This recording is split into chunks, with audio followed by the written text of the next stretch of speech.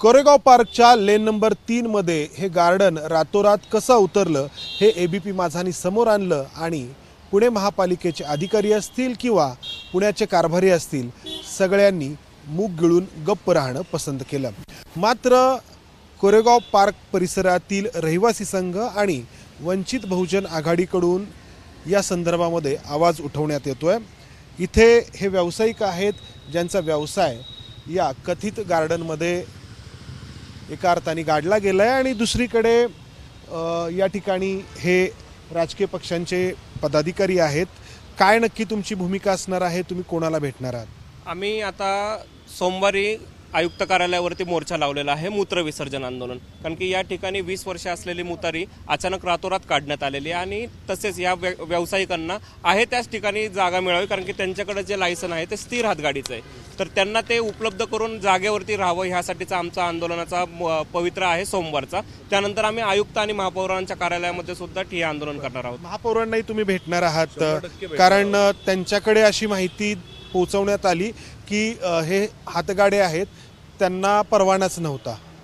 नाही, अत्यंत चुकीची माहिती आहे साहेब। हो का, हे लायसन्स आहेत आणि स्थिर हातगाड्यांचं लायसन्स आहे। या ठिकाणी पुणे महानगर म्हणजे महापौरांना ज्यांनी हे माहिती दिली असेल, या ठिकाणी बोर्ड लावलेला आहे की या ठिकाणी 4 हातगाड्या ह्या स्थिर आहेत, हॉकर झोन आहे। ठीक आहे, इथे हॉकर झोन असताना या हातगाड्या काढलेल्या आहेत। बरं, हातगाड्या काढून या ठिकाणी जी 20 वर्ष जुनी असलेली मुतारी आहे ती काढण्यात आलेली आहे। कोरेगाव पार्कची लोकसंख्या जवळजवळ 25,000च्या आसपास आहे। इथे रोजचे अपडाऊन करणारी 10-15 हजार लोक आहेत आणि ह्या लोकांनी लघवीला जर आली तर जायचं कुठं? महिलांना लघवीला आली तर जायचं कुठं? सिनियर सिटीजन लघवीला आली तर जायचं कुठं? डायबिटिक पेशंट आहेत, गरोदर स्त्रिया असतात। म्हणजे महानगरपालिकेला ह्या 25,000 लोकांचं सार्वजनिक जे आरोग्य आहे ते धोक्यात आणायचं आहे कुठेतरी। तुम्ही व्यावसायिक आहात, मग आता तुमचा व्यवसाय इतके दिवस झालं बंद आहे, तुम्ही काय करताय मग? आता मी माझं सायकलचं दुकान आहे इकडं, मी गेले 35 वर्षापासून आहे इकडं। तर आता लावलंय दुकान मी। एकतर माझी डायबिटीस पेशंट आहे, माझं डोळ्याचं बी ऑपरेशन आहे। मला पैसे बंद आहे, मग आता तुम्ही काय करताय? कसं तुमचं घर काय नाही सर, घर तर चालाय ना। आता 20-25 दिवस झाले दुकान बंद आहे, काय होईना सर। आता काय होईल म्हणून त्यांचं सहायता घेतो आम्ही। ताई, हा सगळा विषय आहे, आम्ही महापौरांशी बोललो। महापौरांना असं सांगण्यात आलं की या हातगाड्यांना परवानाच नाहीये, ते विना परवाना आहेत।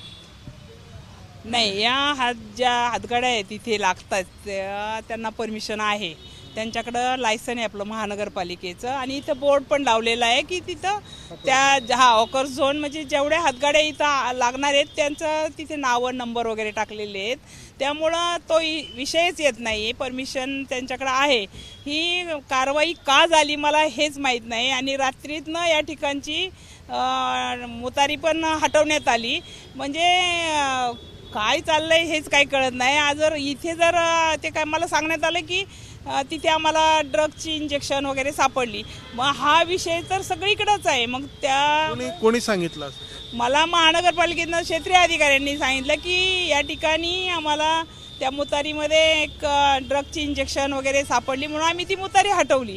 परंतु जर हा विषय जर असा असेल तर मग सर्वत्रच आहेत, तसं मग सर्वत्रच मुताऱ्या हटवायच्या, कारण आवश्यक आहेत। आता मेन रोड आहे हा आपला कोरेगाव पार्कचा आणि या ठिकाणी त्या मुतारीची खरंच आवश्यकता आहे। लोकांना किती अडचणीला सामोरे जावं लागतंय, पण कशासाठी? रात्रीतनं मी तर महिला बालकल्याणवरती आहे सदस्य म्हणून, मी महिला बालकल्याणमध्ये पण मी माझं लेखी लेटर लिहून दिलंय की रात्रीतनं मुतारी चोरीला गेलेली आहे ह्या ठिकाणची, मग ती शोधून आणावी। आता क्षेत्रीय अधिकाऱ्यांनी किंवा महानगरपालिकेचे जे कोण असतील वरिष्ठ त्यांनी ती शोधावी, ती मुतारी कुठे गेली, कोणी चोरून नेली आहे ती। एरवी नागरिकांना जर त्यांची एखादी समस्या सोडवायची असेल तर महापालिकेमध्ये किंवा तत्सम कार्यालयांमध्ये किती खेटे घालावे लागतात हे आपण पाहतो। मात्र इथं इतकी तत्परता दाखवण्यात आली की सगळेजण अवाक झाले की इतका।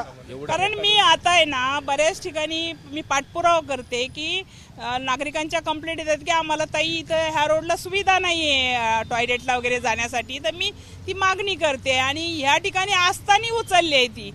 साहेब, या ठिकाणी जर आम्हाला सर्वसामान्य नागरिकांना जर महानगरपालिकेच्या जागेवरती जर काही करायचं आहे, समजा माझ्या इथं वायर टाकायची किंवा माझ्या इथं पाण्याची लाईन टाकायची, तर मला महानगरपालिकेची परमिशन घ्यावी लागते, मला त्याचा चार्ज भरावा लागतो। पण आमच्या कर रुपी पैशातून या ठिकाणी जो फुटपाथ होता तो एका प्रायव्हेट व्यावसायिकाच्या JCPने इथं तोडण्यात आला। म्हणजे हे खाजगी व्यावसायिकांनी खाजगी व्यावसायिकांनी इथं त्याची लोक आणून तोडलेलं आमच्याकडे पण त्याची आता बघा, आता एक असा इश्यू केला जाऊ शकतो की आता इथं झाडांचं तर रोपण झालंय आणि कायद्यानुसार झाड तर हटवता येत नाही.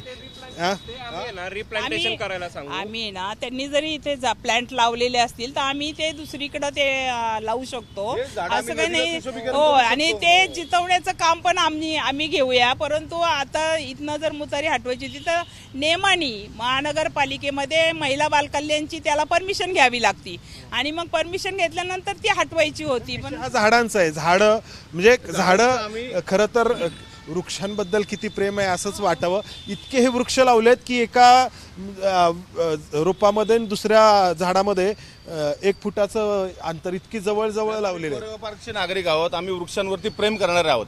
आम्ही या ठिकाणी हजारो झाडं लावलेली आहेत आणि त्याच्यातली शेकडो झाडं वाचवलेली आहेत. लक्षात घ्या. त्यामुळे आम्ही ह्याही झाडांची तेवढीच काळजी घेऊ. जेवढे व्यावसायिकांनी इथं झाडं लावायची काळजी घेतलेली आहे, ती झाडं ती पुनर्रोपण त्यांचं व्यवस्थित ठिकाणी करू आम्ही. या ठिकाणी आम्ही आंदोलन तर करणारच आहोत आणि या ठिकाणचे अतिक्रमण अधिकारी लोंढे जे आहेत त्यांच्या निलंबनाची मागणी करणार आहोत. आणि स्वच्छ भारत म्हणून मोदी साहेब सांगतात, त्या स्वच्छ भारतामध्येच मुतारी जर हटवली जात असेल तर मग ही शोकांतिका आहे खूप मोठी. त्यामुळे वंचित बहुजन आघाडी मूत्र विसर्जन क्षेत्रीय कार्यालयावर करणार. प्रेक्षकांना जर पुन्हा एकदा सगळ्या गोष्टींचा एक थोडासा आढावा म्हणून सांगायचं झालं तर कोरेगाव पार्कची ही लेन नंबर 3, या लेन नंबर 3 मध्ये राहणाऱ्या लोकांचे पत्ते जर आपण पाहिले तर खूप मोठी नावं आहेत आणि त्यापैकी एका व्यावसायिकांच्या घरी काही कौटुंबिक कार्यक्रम होता आणि त्यासाठी इथं जे परवानाधारक हातगाडे चालक होते त्यांना इथून हटवण्यात आलं.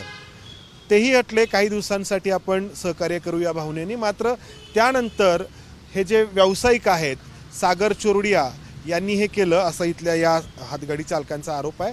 त्यांनी सागर चोरडियांनी इथं त्यांची स्वतःची यंत्रणा पाठवली, पोकलेन मशीन्स पाठवल्या, कर्मचारी पाठवले आणि रातोरात हे गार्डन या ठिकाणी उभं करण्यात आलं. इथं मोठी अशी झाडं लावण्यात आली जेणेकरून झाडं लावली की एक झाडांसाठीचा म्हणून एक कायदा इथे लागू होईल आणि त्यामुळे इथे हातगाडे ज्यांचे आहेत ते पुन्हा या ठिकाणी येणार नाहीत. मात्र हे करताना इथे एक मुतारी देखील होती, एक स्वच्छतागृह देखील होतं, ते देखील हटवण्यात आलं. कोरेगाव पार्कचा परिसर खूप गजबजलेला आहे, मोठी लोकसंख्या इथं आहे. मात्र इतक्या अशा पुण्यातल्या पॉश म्हणवणाऱ्या या कोरेगाव पार्कमध्ये मुताऱ्यांची संख्या अतिशय कमी आहे. त्यातली ही एक मुतारी होती जिथून हटवण्यात आली आणि त्यामुळं हे इथले जे नागरिक आहेत, राजकीय पक्षांचे जे पदाधिकारी आहेत, त्यांनी आंदोलनाचा इशारा दिला आहे. कॅमेरामन राजेश बिडकरसह मंदार गोंजारी, एबीपी माझा, पुणे. एबीपी माझा, उघडा डोळे बघा नीट.